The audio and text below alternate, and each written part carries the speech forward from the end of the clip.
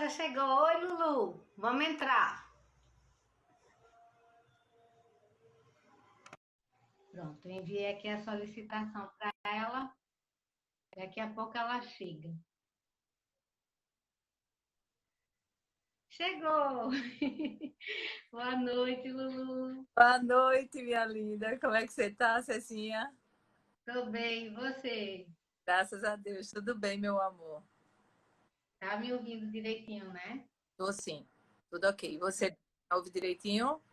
Também. Ok. Quero dar boa noite e boas-vindas a todos que vão nos assistir e que seja um momento bom, proveitoso, né? Que todos possam tirar dúvidas também a respeito do assunto, no que eu puder responder. Estou aqui disponível. Sim. Então, eu quero que você se apresente, fale como é que você está atuando no momento, o que te levou também a trabalhar com essas pessoas, né, nessa situação específica. Ok. Primeiramente, boa noite. Meu nome é Lúcia Spinelli. Sou psicóloga clínica hospitalar. Atualmente eu trabalho na Unimed Recife, na clínica de oncologia da Unimed Recife, e também trabalho numa clínica de oncologia, uma clínica de Centro de Oncologia de Pernambuco. Fora isso, também tenho o meu trabalho no consultório, né? Atendo também em clínica e também venho fazendo alguns atendimentos online. Certo. Hoje, atualmente, é isso que eu faço. Tá? Você faz um tanto de coisa já, Lu. Então, eu estou chamando ela de Lulu porque nós somos colegas, né, de faculdade. Iniciamos e terminamos o curso de bacharelado juntas. E agora, um tempo atrás, nos reencontramos e aí eu tive essa ideia de também convidá-la para falar da experiência dela. E, ô, Lúcia, como é que o que é que você acha assim que é importante de logo no primeiro momento, quando você recebe, né, esses pacientes, o que é assim, você acha importante no primeiro momento de você trazer para eles, colocar, que não é uma situação muito fácil. Quando uma pessoa recebe um diagnóstico, né, de estar numa situação assim, de câncer, então a pessoa já pensa, ai meu Deus, será que é terminal? Como é que vai ser? Então, como é que você aborda logo assim de início, quando eles chegam até você? Ok. Antes de te responder isso, eu acho que seria interessante colocar um pouquinho minha trajetória. Desde que eu me formei, eu transitei em algumas áreas da psicologia, tá? Primeiramente, eu trabalhei em hospital psiquiátrico, onde eu passei 1 ano e 3 meses. Depois eu passei um pouco pela consultoria. Uma colega nossa de turma, Mônica Coelho, me Sim, chamou para fazer parte, exatamente, de uma consultoria. Em primeira instância, eu disse a ela: você está chamando a pessoa errada, formação e organizacional. Ela fez, mas eu sei que você é estudiosa e você, quando quer algo, você faz. Então, também transitei pela consultoria, algo que eu não gosto, mas transitei por um bom tempo. E concomitante a isso, sempre com a minha prática no consultório. Eu nunca deixei de clinicar. O consultório sempre tem aquelas sazonalidades, né? Às vezes tem, às vezes não tem, mas sempre foi parte da minha prática de psicologia. E surgiu, na realidade, durante a faculdade, nós decidimos fazer o curso de psicologia hospitalar, né, que fizemos, né, lá perto da universidade. E tu lembra, né? Tu fizesse, não foi, César? cheguei a fazer, não. Eu fiz alguns seminários, fiz Ai, o congresso, lembra logo no início do curso que a gente fez aquele primeiro seminário de psicologia hospitalar. Sim, sim, que nós viajamos. Não, aquele já foi o segundo que a gente participou, que foi em Curitiba. Foi o primeiro que teve aqui no Centro de Convenções de Olinda. Verdade.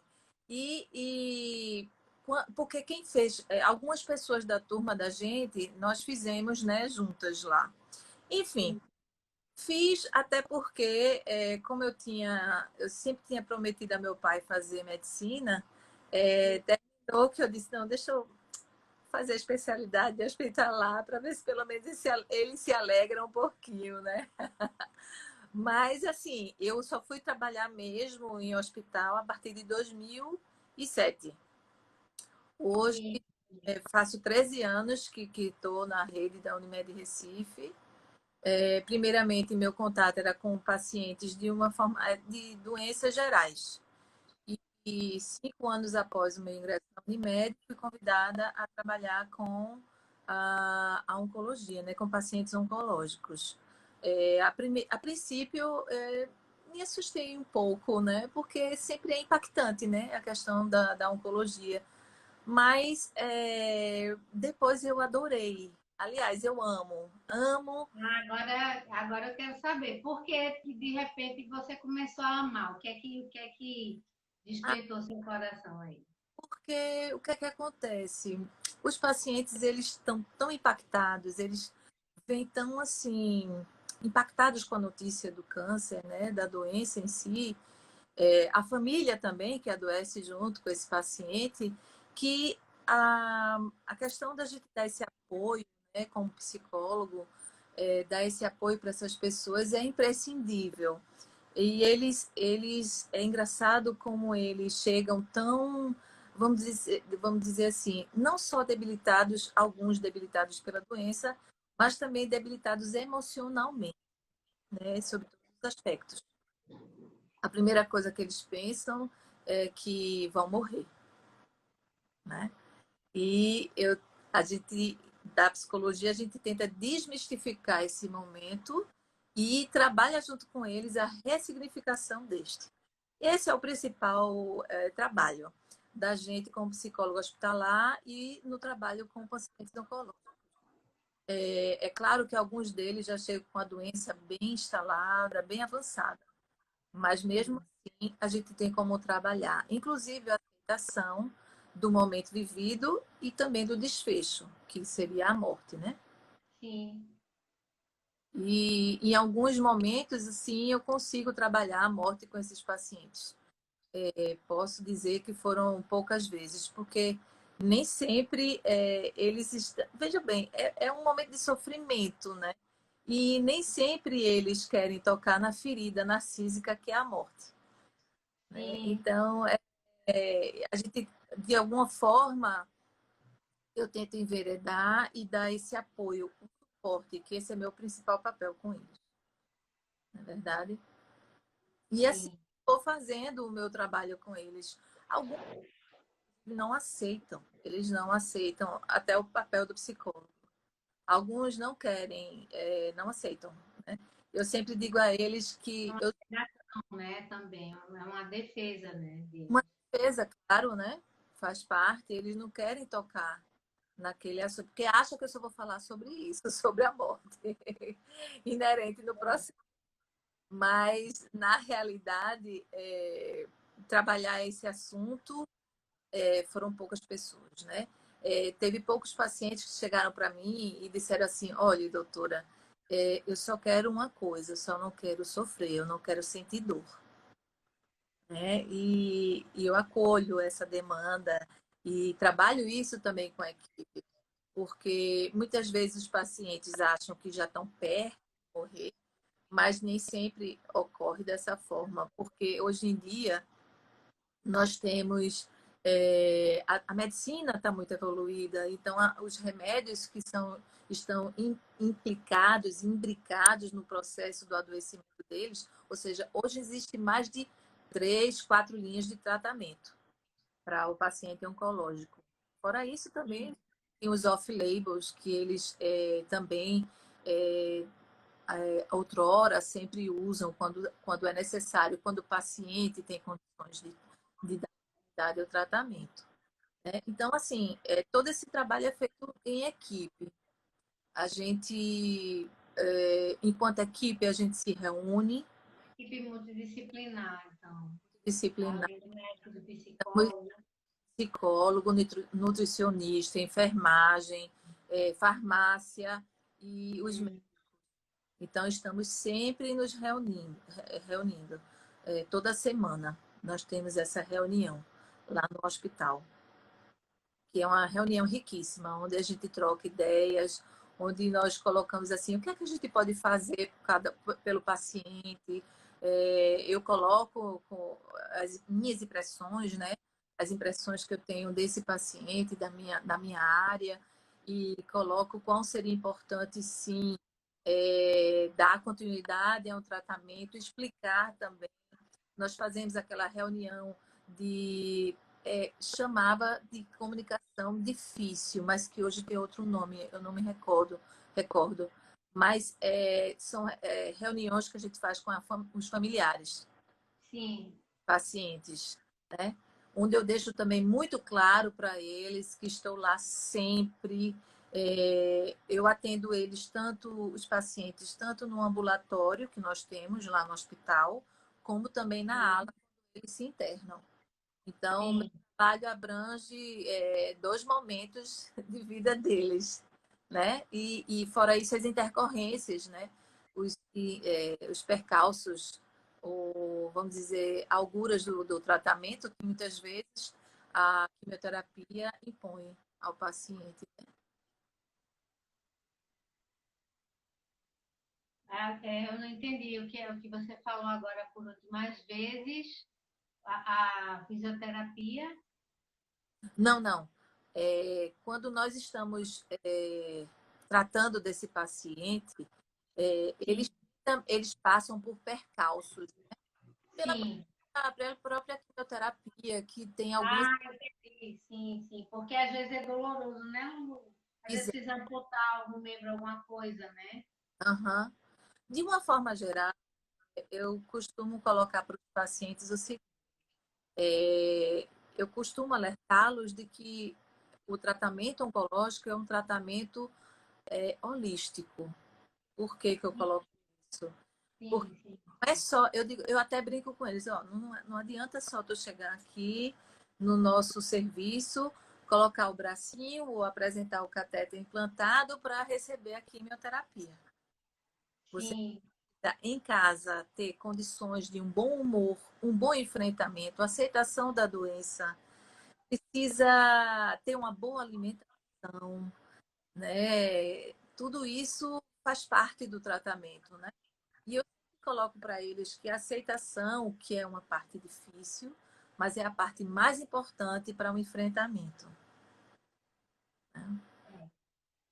porque a realidade se impõe e no primeiro momento o que a gente sente é realmente querer negar aquilo para não sofrer, que é natural também, né? Ter essa defesa.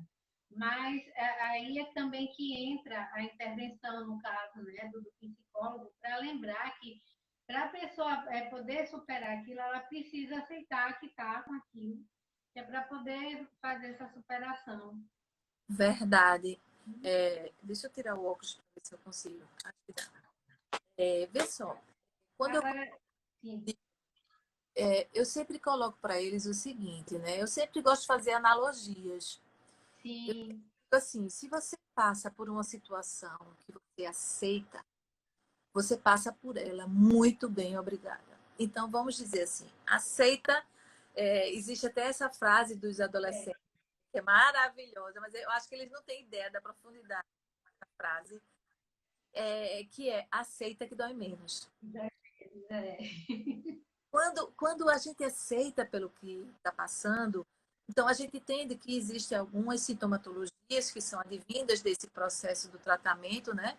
Para quem faz rápido, sim, para quem faz químico. Então, por exemplo, olha, é comum que com essa droga você tenha muito enjoo, ou que você desenvolva constipação ou diarreia, ou intercaladamente um dos dois, entende? Então, assim, eles, a princípio, até se assustam. Mas eu sempre digo assim, olha, é possível que isso ocorra, mas não necessariamente vai ocorrer. Mas se ocorrer, você já está adaptado para. Não precisa ficar assim, espantado se ocorrer algo nesse nível.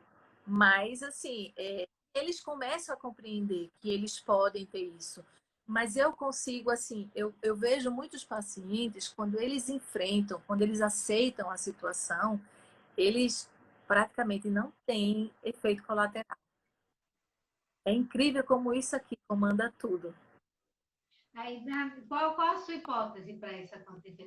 Porque aí o efeito colateral é uma reação fisiológica, né? Do Aham, organismo. exato. Principalmente com drogas assim tão pesadas, né? Nesse tratamento de quimioterapia. E eles não terem efeito colateral por uma compreensão, né, psíquica, uma consciência, uma conscientização, porque esse é o trabalho também do psicoterapeuta, né, conscientizar, trazer a consciência da pessoa para ela poder lidar, né, com as suas questões. E como é que você explica isso? O que é que acontece aí que mexe até com a fisiologia do organismo? Existe uma prova de que se você tem uma ansiedade muito forte, você não consegue, por exemplo, assim, um efeito de uma medicação, ela pode diminuir bastante. Por exemplo, eu sempre dou exemplo dos antieméticos, os remédios para enjoo. Então, Não, tô desatualizada nessa nomenclatura. Como é que você chama? os antieméticos são os remédios para enjoo, tipo o quê? Dramin, Ah, tá. Zonal, Plasmil. Zofran, Plasil, Plamete. Então, o que é que eu coloco para eles? Muitas pessoas não conseguem receber realmente o apoio medicamentoso porque a ansiedade não deixa que aquilo funcione. Mesma coisa quando você está ansioso demais, quando você vai tomar um Rivotril, demora muito o efeito quando for fazer esse efeito.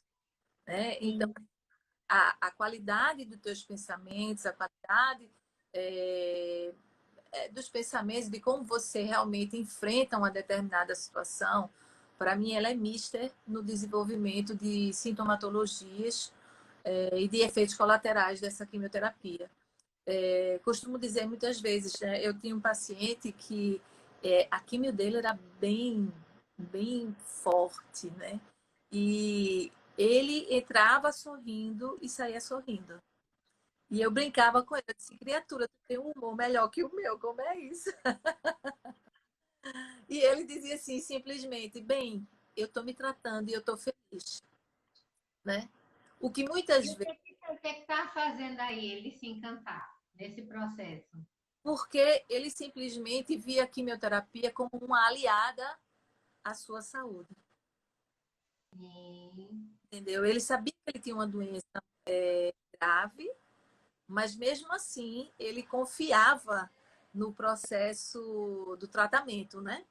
Em tudo que ele fazia ali, né? Então a confiança, né, estabelecida, né? A aliança terapêutica, a gente também dá um apoio. Muitas vezes a gente está lá para amparar esse paciente. Eu costumo dizer que veja bem, se você sabe que tem esses efeitos colaterais, por que que eles têm que afetar tanto a tua vida? Não valorize eles, não valorize, não vale a pena, não vale a pena. Abstraia. Muitas vezes o paciente, mas não dá, eu tô assim, eu tô assado. Para você ter uma ideia, eu tinha uma paciente, né, logo no início, quando eu comecei lá na oncologia, ela chegou para mim e fez assim, ah, doutora, esse tratamento é muito ruim. Veja bem, eu já enjoo um dia antes de vir para cá, para o serviço. Eu disse, gente, mas por quê?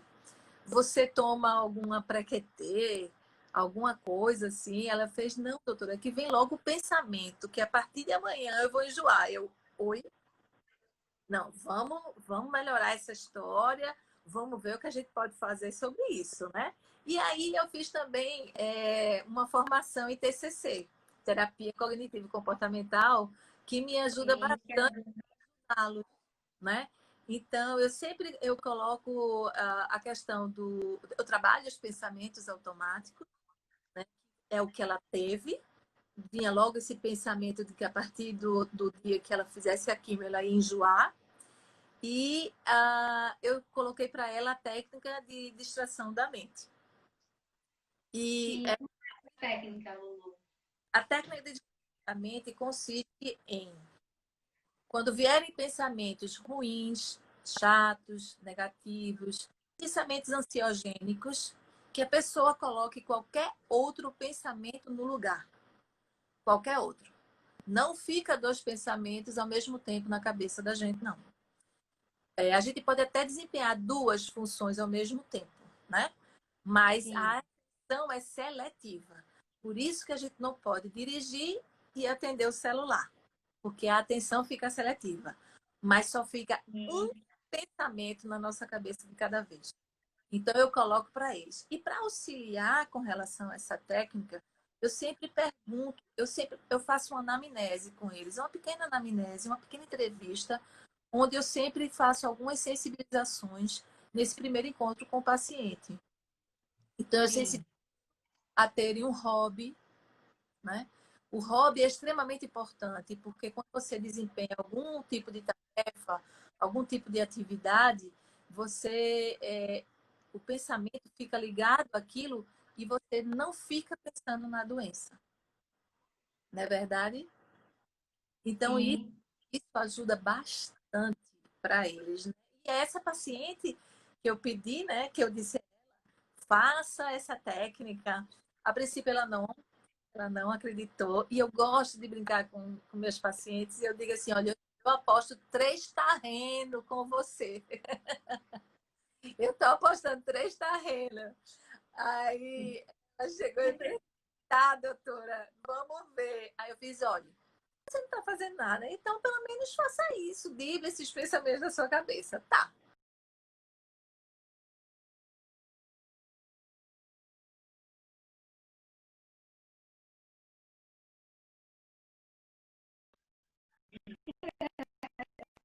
E a paciente, ela disse, doutora, não é que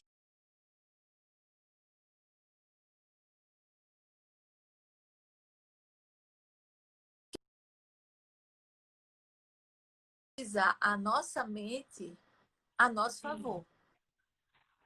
Não é verdade? Sim. Ai, A deixa gente eu dar.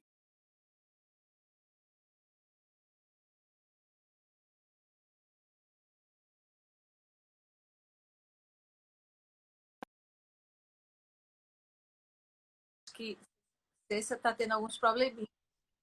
Eu espero que É, eu você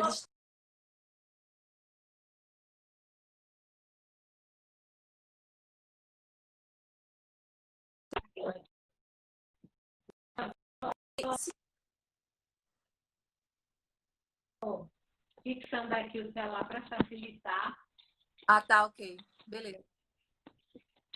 Vocês estão me vendo, eu estou de cabeça para baixo. Peraí. Estão Tá de me cabeça, vendo? tá de cabeça para Voltou? fora. Tá vendo? Peraí, deixa eu trocar aqui. Ó, gente, falha técnica, tá? Acontece, vocês me perdoam aí, por favor. Deixa eu ajeitar aqui, porque eu tô usando um suporte que tem que. Pronto, melhorou, né? Tá melhor agora? Pronto. Chegou, pronto. Deu? Deu para ouvir? Agora tá melhor. Vocês estão me vendo Tá, legal, né? doce. Pronto. Vamos ver. Então, assim, coloca para o paciente e que eles, até numa primeira tentativa da técnica, que foi o que aconteceu com essa paciente, ela fez Sim. assim, doutora, eu vou usar isso para mim, né? E vale a pena. E muitas vezes eu até digo para os meus pacientes, olha, o que funciona comigo, eu passo para vocês.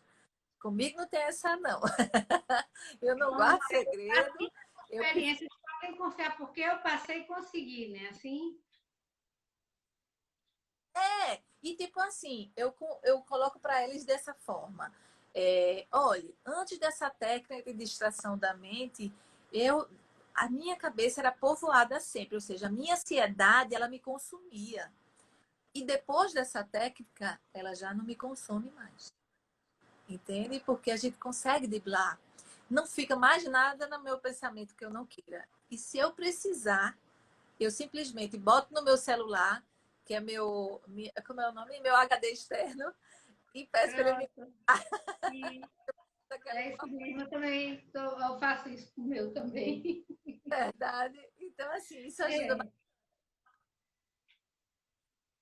É, Assim, diante da minha prática, Cissa, eu durante esse processo todo, esse tempo todo que eu estou lá na oncologia, eu também aprendi outras formas de amenizar o impacto das emoções e da ansiedade na minha vida. Ou seja, eu sim. comecei a praticar meditação, e quando eu também, nessas minhas andanças também pelo YouTube, assisti aulas sobre a questão do exercício da gratidão. Então, hoje em dia, eu faço esse exercício da gratidão E também também uma técnica que se usa em psicologia positiva, não é? sim, existe. Porque, assim, quando muitas coisas a gente vai descobrindo dentro da nossa profissão. E numa delas, a gente acaba se esbarrando com a questão do poder do pensamento, né? Sim. Então, o pensamento, ele tem um poder muito forte. Nós somos energia, né? Então, eu sempre falo para meus pacientes, higienize a mente de vocês. Porque não adianta ficar pensando 24 horas por dia na doença, na quimioterapia, na morte, né? Eu queria até deixar um exemplo de um paciente meu, um senhor maravilhoso, adorava atendê-lo. E ele, depois de um tempo, ele já estava assim, ele estava vendo que estava tendo efeitos colaterais e sintomatologias mais fortes, tanto da doença como do próprio tratamento. Então, ele via que o fim dele estava chegando. Era mais ou menos. Sim. E aí ele começou a não dormir à noite, enfim, e estava tendo muito tipo de, vamos dizer assim, de um comportamento bem adverso em casa. E aí as filhas dele me procurou e me disse, olha, papai não está mais dormindo, papai isso, papai não quer tomar banho, papai não quer mais aquilo, outro, perere, parará. E aí eu tive a sessão com ele, né? Um pouco depois. E aí eu perguntei, como é que tá o seu sono? Como é que estão as coisas, né? E aí ele fez assim, doutora, eu não tô dormindo bem, eu não tô me alimentando bem. E eu disse, e o que é que vem na sua cabeça quando o senhor não consegue fazer essas coisas? Aí ele colocou logo, disse, doutora, porque eu sei que eu vou morrer. Eu tô perto de morrer. Aí eu cheguei para ele e fiz assim: e o senhor sabe quando é que vai morrer? Aí ele: não, não sei. E o senhor acha que a morte está preocupada com o senhor? Aí ele: não. Eu fiz: então por que o senhor está preocupado com ela? Né? A morte vai chegar na hora que é para chegar. Parece que a mãe estava ali só vigiando, né? Para pegar ele de surpresa, é isso? Uma ilusão, né? Eu disse: olha, Agora, aí pronto. Então, qual foi a reação dele diante do que você falou? e ele pensou, né? Ele elaborou e fez assim: doutora, a senhora tem toda a razão. Eu não tenho que me preocupar com ela, não. Ela vai chegar na hora que é para chegar. Não é verdade? E aí a gente trabalhou, ele trabalhou também como que ele gostaria. E por incrível que pareça, depois dessa sessão, ele não deu, não teve nenhum aperreio mais com ele. E quando ele estava já na sua terminalidade, nos últimos dias de vida, foram os momentos mais tranquilos da vida dele. Ele não deu trabalho nenhum. As filhas ficaram encantadas e foi uma morte muito bonita. Né? Sim, porque é possível, a gente nasce bonito, tem gente que nem nasce tão bonito assim, né? Que dá trabalho também. Mas por que não também pensar como um outro estágio desse nascimento, desse processo de vida, né? Eu estou querendo entrar nessa questão do tabu da morte, né? Exato. Porque isso foi uma coisa que foi sendo construída. Eu me lembro que quando eu era criança, eu moro nesse bairro aqui desde criança, então tinha famílias bem antigas, então era comum, assim, os mais velhos, né, os avós, falecerem e vinha o vizinho, foi uma festa praticamente, o velório. E as pessoas ficavam ali velando, né, o finado até o sepultamento, mas não tinha essa coisa, é, é, sabe, mórbida, não.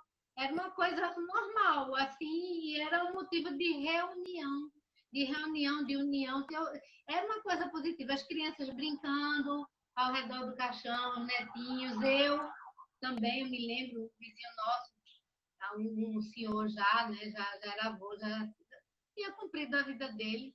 E eu lembro disso, a gente brincando, eu e as netas dele, perto assim.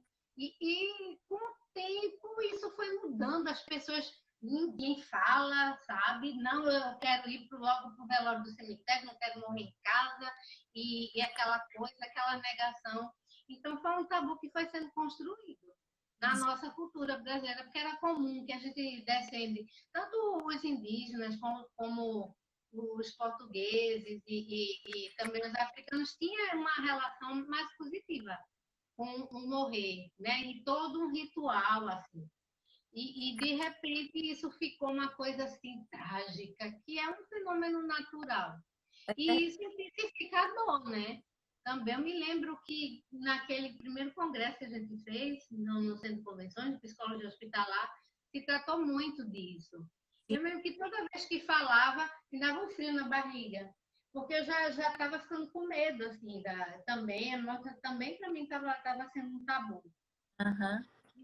É, é, isso também, quando as pessoas começam a entender que é um processo natural, desmistifica isso, né? Eles passam a ver isso como um novo nascimento, só que para depois, né?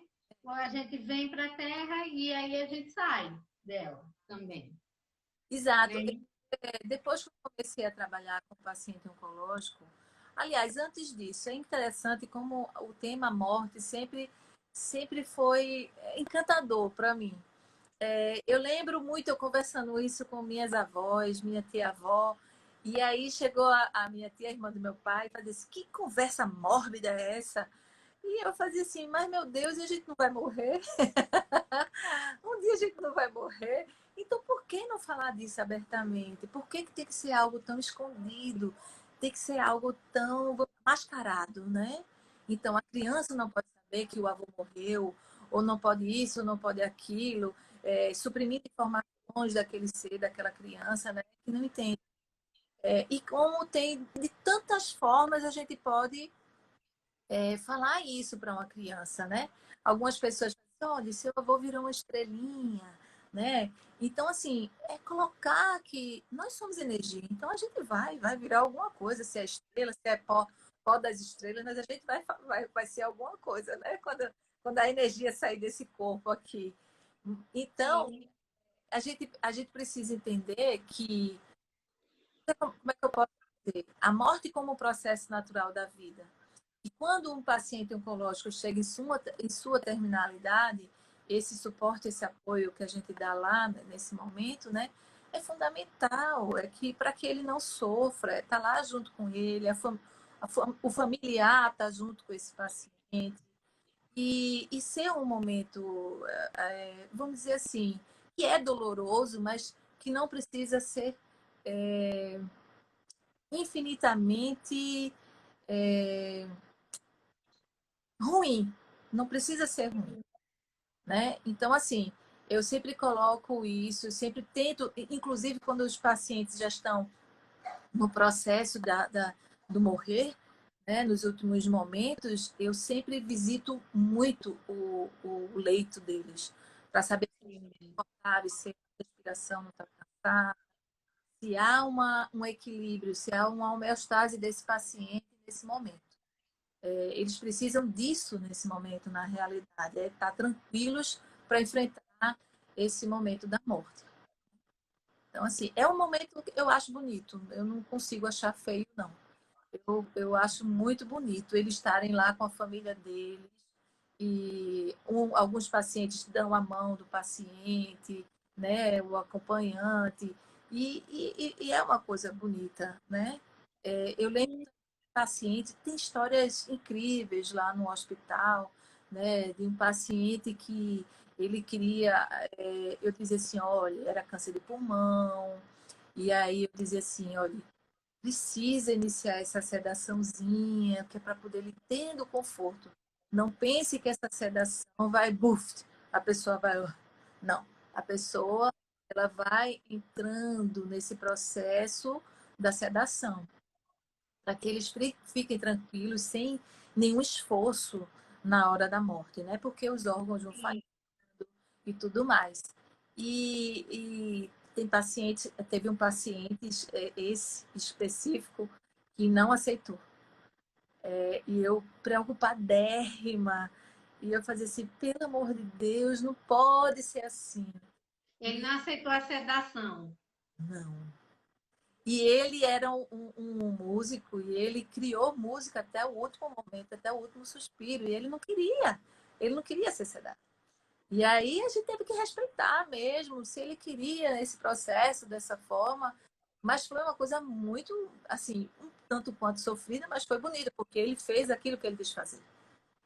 Então a gente É, tá, né? Esse é o momento do paciente. Eles é quem sabe o que querem para eles, não é a gente, não, né? E existem outras formas também. Eu me lembro de uma paciente que eu fiz, Maria, era uma idosa, uma coisa linda. E eu tinha que descer, eu tinha que tirar meu intervalo, e aí ela morreu bem no meu intervalo. Eu queria estar lá com ela, porque, inclusive, ela, quando ela me viu, ela mesmo com os opioides, ela não estava mais reconhecendo muitas pessoas, e quando eu entrei no quarto, ela fez Lulu, que ela me chamava de Lulu. E a família, meu Deus, ela me reconheceu. E eu fiz, bem, que bom que ela me reconheceu, né? Mas assim, logo depois ela ficou desorientada e coisa e tal. Mas assim, são momentos de lucidez que tem no meio dos opioides. E sim, sim. eu fiquei tão agradecida a Deus por ela saber que eu estava lá com ela, né? Naquele momento. Eu queria muito, né? Então faz parte. Eu acho que oncologia, para mim, ela é vida até o último suspiro. E esse último suspiro não precisa ser ruim, né? Precisa ser tranquilo. E isso a gente É, dá para os pacientes, né? você está falando essas coisas e eu estou me lembrando das disciplinas que a gente estudava, né, lá na faculdade, e Ah, que na parte, né, de abordagem psicoterapêutica aí tem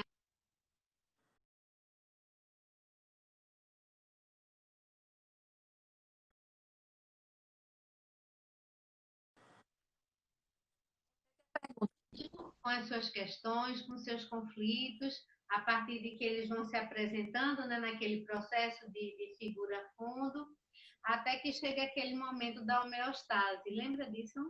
sim, demais.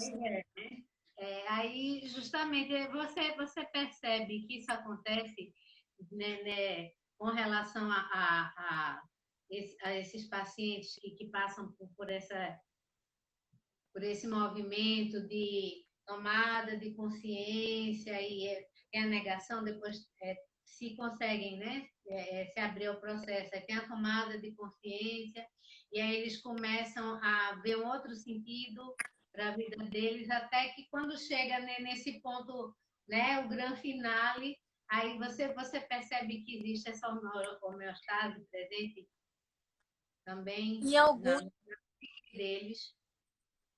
eu consigo ver em alguns pacientes, não são todos, não. Alguns não têm. Eu costumo dizer que a morte é ruim para aquelas pessoas que não viveram aquilo que elas queriam viver. Então, ela sempre tem algo. Eu disse, mas eu queria fazer isso, eu queria fazer aquilo outro, né? Barganhando. Eu quero ver meu filho isso, eu quero entrar com o meu filho na igreja. E muitas vezes, assim, eu disse, ó, vamos ver se isso é possível. Eu nunca digo sim nem não, não sou eu que tenho que dizer Sim, isso. é, Mas eu digo assim para eles, ó, eu tô com você. Para o que for que tiver de acontecer, eu vou estar aqui com você. Experienciando com você esses duas etapas de vida e de tratamento aqui conosco, né? Porque não é fácil. Eu sei que muitas pessoas não conseguiram encerrar algumas etapas da vida delas. Então, para mim, para elas torna-se sim um momento doloroso, né? Então, muitas vezes eu digo no processo do tratamento, né? Olhe, por que que você tá deixando de conviver com a sua família? Porque muitos deprimem, a maioria dos pacientes deprimem. sim, sim. Raro os que não deprimem. Então, muitas vezes eu digo assim, mas por que você está assim? Você tem qualidade de vida. Você tem como fazer da sua vida ainda algo, vamos dizer, momentos felizes na sua vida. Então, algumas dessas pessoas fazem, não adianta mais, eu vou morrer. Eu digo, sim, todos nós vamos, mas você nem está morto, você tem qualidade de vida, então por que não aproveitar? Eu me lembro de um paciente que ele chegou para mim e fez assim, e ele já estava bem perto da terminalidade. E eu sabia disso, né? Aí ele chegou e fez assim, ô doutora, agora eu tô perto de morrer, né? Aí eu olhei assim para ele, será? Será que ainda não tem um bocadinho de lenha aí para queimar? Eu sempre brinco assim com eles, né? Aí ele disse, doutora, mas agora eu nem sei se eu queria essa lenha. Aí eu fiz, mas dá pra gente fugir dela? Ele não. Eu vou queimar a lenha até o final, né, doutora? Então, são esses depoimentos que tanto eu coloco para eles e fico junto com eles nesse momento, que torna o meu trabalho tão bonito, né? E estando com eles desde o início do processo, do impacto da doença, até o momento de sua terminalidade, né? E alguns curam e a gente acompanha, porque eles ficam de segmento e é uma felicidade quando a gente se encontra, né? Tem histórias aí da pessoa reverter o processo, né? E querer tanto viver que vive mesmo e ganhar mais um prazo bom aí de validade, né? É verdade. Eu quero que você relate como é que essas pessoas que se curam, como é que elas passam a lidar com as coisas da vida dela. Você acha que há uma transformação na experiência delas com a vida, uma coisa assim mais filosófica mesmo, de Não, assim, vida? algumas desses pacientes, ou mulheres, né, homens ou mulheres, algumas dessas pessoas conseguem se ressignificar. Através da minha dica, né? Tenha um hobby, né? Algumas pessoas começam a criar, a fazer artesanato e a vender. Então, assim, são pessoas que eu digo assim, menino, tu estás fazendo cada trabalho lindo. Ah, doutora, eu já estou vendendo, já botei até no Instagram. Tem Eita, trabalho e graças à senhora que me incentivou a ter esse hobby. E hoje eu estou podendo desenvolver ele e as pessoas me procuram e me pedem mais trabalhos meus. Então, assim, é uma troca muito bonita. Eu costumo dizer assim, Cícera, eu sou o único remédio que vocês só tomam se vocês quiserem tomar. a massa. Né? Eu sou como um vampiro. Eu só entro na sua vida se você abrir a porta. Né? Então eles acham graça disso e muitas vezes me agradecem bastante. E eu digo para eles assim: só foi possível porque você me permitiu entrar na sua vida. Aí eles fazem assim, doutora, a senhora é linda. E eu digo assim, vocês que me deixaram fazer o meu papel, fazer o meu trabalho junto com vocês. Cada vez que eu consigo tocar o coração deles, é uma felicidade para mim.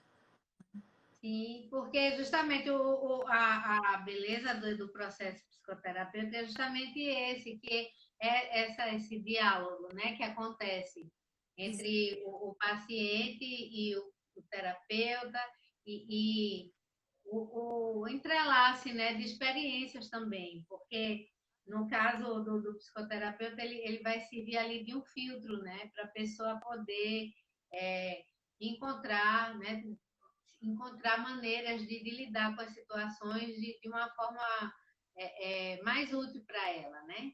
E traga mais saúde, inclusive. Imagina. Mas existe o ganho também do psicoterapeuta, né? Ninguém fica imune, né? Esse processo, Não, porque há a resposta do paciente também, né? é E verdade. isso dá vontade da pessoa continuar trabalhando, né? Atuando e descobrindo coisas novas do humano. É Eu verdade. falei comentei, né, depois que eu fiz a live anterior com Marjorie Dor, isso, que a ciência psicológica ela tem esse traço, que trabalha a psique, mas assim, trazendo todo o colorido da experiência emocional. Né? Disse até assim, eu estava emocionada, até porque trabalha com o coração. Mas justamente porque todo pensamento, já que você também usa essa ferramenta, né, da psicologia cognitivo comportamental, todo pensamento ele gera um sentimento, gera uma emoção, um conjunto, né, de emoções. Exatamente. E, e, mas aí justamente a gente podendo ser esse guia para o paciente, ele vai se descobrir de uma outra maneira também, né? Sim, Perceber, ver coisas interessantes sobre ele, sobre a vida, de uma outra forma. Então, tanto os pacientes que vieram a fechar o processo é, com a morte, né? Ou os que também se curaram e foram transformaram suas vidas, de todo jeito a gente percebe que há uma transformação realmente, né? verdade. E há um ganho, né? Sem dúvida nenhuma. Eu acho que quando a gente consegue tocar o íntimo dessas pessoas, a gente consegue reverter muita dor, né? E eu sempre coloco para eles assim, gente, a dor, isso é um ditado, não me pergunte de quem foi, eu vi no lugar que era do ditado chinês, depois disse que era de não sei quem, enfim, mas que a dor, ela é inevitável.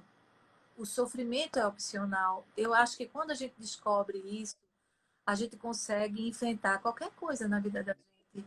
Porque tudo é aprendizado, né? Tudo é aprendizado. Sim, A gente precisa colocar na cabeça da gente que a vida da gente nem sempre é do jeito que a gente planejou. Ao contrário, a gente não tem controle sobre nada. Absolutamente. a gente planeja até onde pode, né, Lu? A gente faz assim um planejamento, mas a gente sabe que não é definitivo, porque Claro. ali podem surgir os percalços que a gente vai ter que também lidar com aquilo e reajustar, né? Exatamente.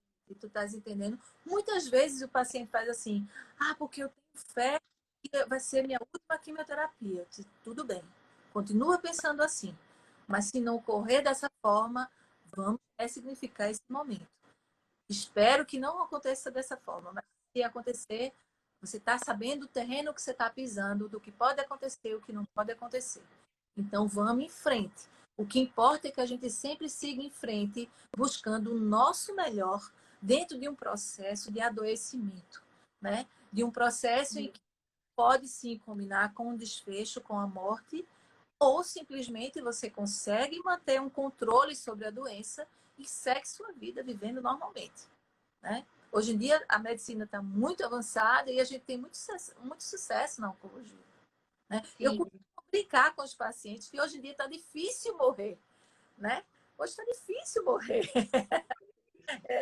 Eu assisti um filme numa aula de cuidados paliativos que eu ria beça, né? Era uma velhinha que aí tinha um ataque cardíaco, aí chegava no hospital, aí tum, desfibrilava e ela voltava a viver e a morte chegava assim, oi, não vou pegar ela agora, né? E assim, várias tá no tentativas. ponto não. A morte desiste, ó, também não vou pegar, mas essa mulher não, né? Então, assim, tá difícil morrer hoje em dia. E eu sempre coloco isso, né? Então, assim, que a gente possa realmente abraçar a nossa vida com suas alturas, com suas dificuldades, com seus problemas, de uma forma mais leve, de uma forma mais atentada, sem permitir que essas coisas influam no nosso humor. Eu sei que eu sempre coloco, sensibilizo quanto à questão da meditação, sensibilizo quanto à questão do exercício da gratidão para esses pacientes, como isso transformou a minha vida e tudo que eu testo em mim, eu coloco para eles. E eles agradecem bastante. Doutora, eu estou bem melhor. Muito, muito obrigada. Então, assim, é sempre bom a gente ouvir um feedback desse, porque vale a pena a gente tentar tudo, né? Muitas vezes o paciente, não, eu não quero tomar antidepressivo, eu não quero tomar ansiolítico. Eu falei, mas por que não? A gente precisa lançar mão dessas armas que a gente tem para passar melhor por essas situações da vida da gente, né? Então, eu desmistifico a questão do uso de psicotrópico, né? O uso de opioides junto com o paciente, né? Pico até a questão de ter o catéter implantado. Muitas pessoas têm medo de ter o catéter implantado, então eu vou lá, desmistifico essa história e termino o que eles colocam e agradecem, né? Então, assim, use tudo que a medicina puder lhe proporcionar para lhe dar um bem-estar, use e abuse disso, né? Tendo todo vamos dizer assim, um encaminhamento nosso, uma leitura nossa, né? Trazer esse paciente para uma adesão total ao tratamento é importantíssimo. E vai depender de certas medicações que ele tomam, né? Então, muitas vezes, dá um remédio para dor, não, eu não quis tomar não, para não viciar. Aí eu disse, sim, e você ficou com dor, como você está com dor até agora, aí você não come, você não dorme, e olha o que você está fazendo com o seu organismo que precisa de repouso, de alimentação, né? Então, assim, é complicado. Muitas vezes eu trabalho a adesão de alguns pacientes que são difíceis de aceitar a questão desse suporte medicamentoso, tanto o suporte medicamentoso para o humor, como também o suporte medicamentoso para a sua qualidade de vida, né? Assim, a gente está sempre trabalhando alguma coisa nos pacientes, sem dúvida. Entende? Então, eu trabalho muito. E é um trabalho bonito e dignificante. É muito legal. Muito bem. Pois é, eu estou trazendo sempre, Ah, é um padrão aqui do meu perfil, trazer profissionais de psicologia de várias áreas para as pessoas conhecerem. Eu até fiz, sempre antes da live, eu faço uma enquete. Você conhece esse serviço? Você já ouviu falar esse tipo de abordagem psicológica, psicoterapeuta? E geralmente as pessoas não conhecem. verdade. Então, eu trago sempre, quero sempre trazer pessoas é, aqui, justamente profissionais, assim como você, né, que botam a mão na massa, para as pessoas conhecerem como é o trabalho, né? E Exato. até quem já está estudando psicologia, que continua estudando, fica até o fim, não vá-se embora não do curso. E para quem quer também se interessar, porque eu mesma eu me encantei. Fui fazer o mestrado nessa área de psicologia cognitiva porque eu percebi, né, eu queria descobrir mais como é que é essa relação entre pensamento e sentimento, emoção.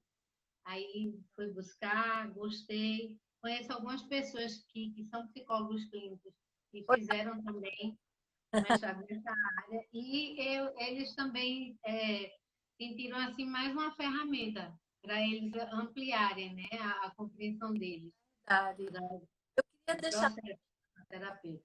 com relação aos estudantes de psicologia que porventura possam estar nos assistindo, de que eles aceitem uma questão que eu acho que é importantíssima. Se você quer fazer qualquer área da psicologia, primeiramente faça a clínica. A clínica Sim. dá uma noção, um norte para a tua prática, em qualquer coisa que você vai dizer. Eu Lembra da professora da gente, Ana Lúcia Francisco, que ela dizia que todo psicólogo passei sempre, basicamente,